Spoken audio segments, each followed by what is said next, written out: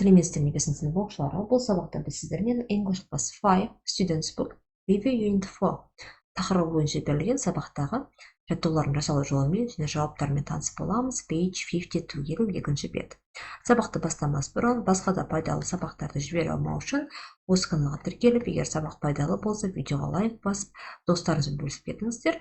Now let's begin our lesson. Сабағымызды бастайық. Яғни бұл 52-ші бетте бізге төртінші туры бойынша өткен тақырыптар бойынша қайталауға арналған жаттығулар берілген.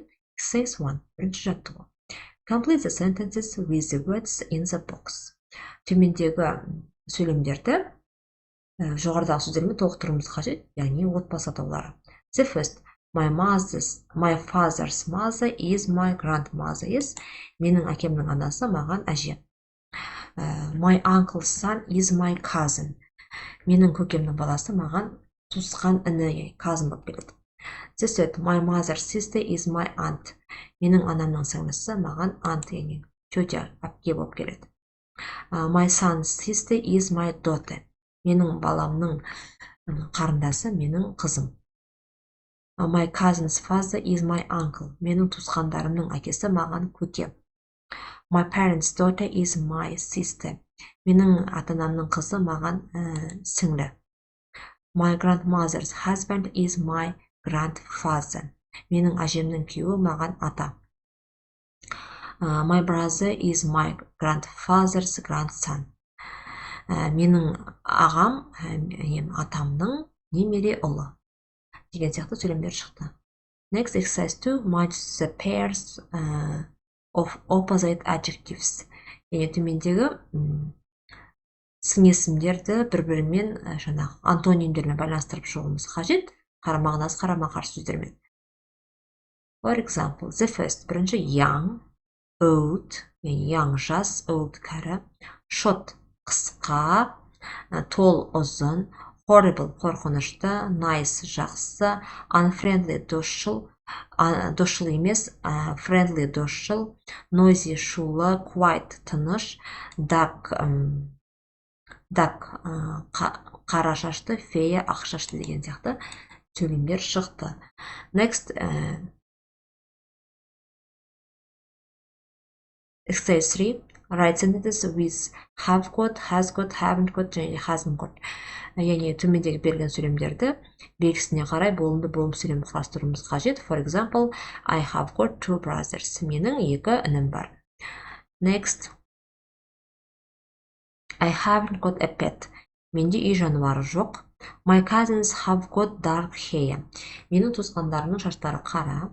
The third, my brother and I haven't got a computer. Менің ағам мен менде компьютер жоқ.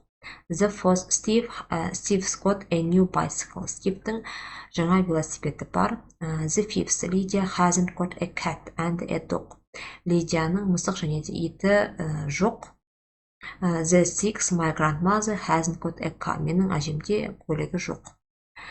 Now, exercise 4. Complete the sentences with the correct possessive adjectives. Яғни дұрыс сын есімдермен төмендегі берілген сөйлемдерді толықтыруымыз қажет. Мысалы, Рустам and his father are here.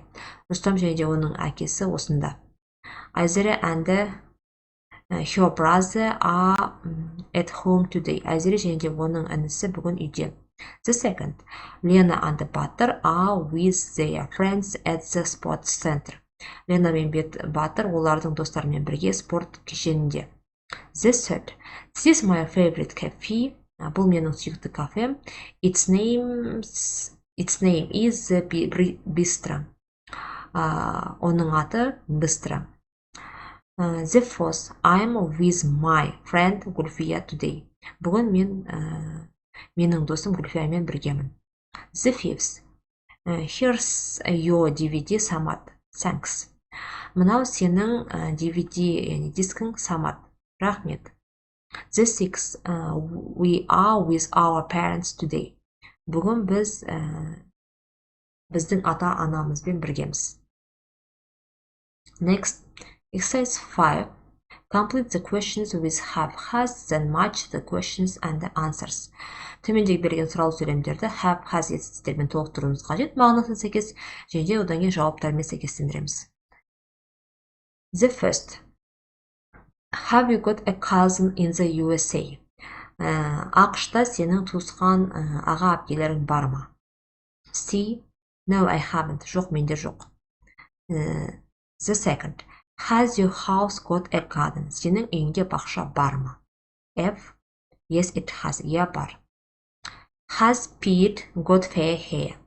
Питтің шашы ақшыл ма? A. No, he hasn't. Жоқ, ақшыл емес. Have your parents got a dog? Сенің ата-анаңда ит бар ма? E. No, they haven't. Жоқ, оларда жоқ. Has your grandmother got a Ferrari? Сенің әжеңде Ferrari көлігі бар ма? B. No, yes, she has. Yeah, бар. The six. Have you and your friends got cameras? Сен және сенің достарыңда, яғни камера бар ма? D. Yes, we have. Yeah, бізде бар.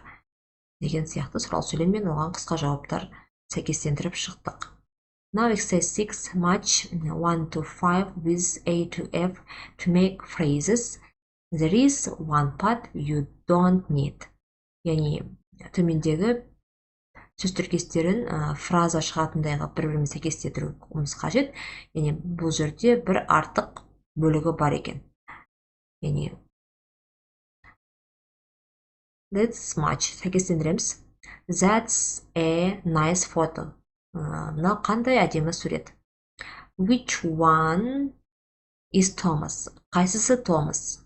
Томас немесе Томас қайсысы деген сияқты сөйлем. He is the boy with long dark hair. Ол ұзын қара шашты бала. He looks friendly. Ол досшыл көрінеді.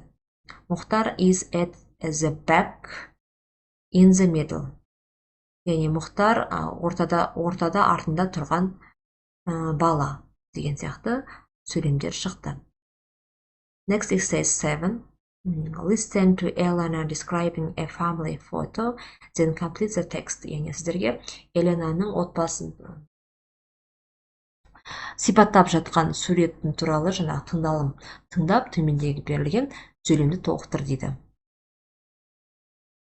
Kate is Elena's sister. Kate бұл Еленаның сіңлісі. She has got dark hair and brown eyes. Оның шаштары қара және де көздері қоңыр. Kate is 11 years old. Kate 11 жаста. Tom is Elena's brother. Ал Tom Еленаның інісі. Tom is short and he's got fair hair and brown eyes. Tom бойы қысқа және де ақшыл шашты, көздері қоңыр. Sally and Peter are Elena's cousins. Sally мен Peter Еленаның туысқан аға әпкелері. They are twins, but they are very different. Олар егіздер, бірақ олар өте әртүрлі, бір-біріне ұқсамайды. Sally's got long fair hair and Peter's hair is short and dark. Sally'дің шашы ұзын және де ақшыл, ал Питердің шашы қысқа және де қара түсті екен. Осымен біз 52-ші беттегі жаттығулардың жасалу жолымен және жауаптарымен танысып болдық. Келесі сабақта кездескенше, goodbye.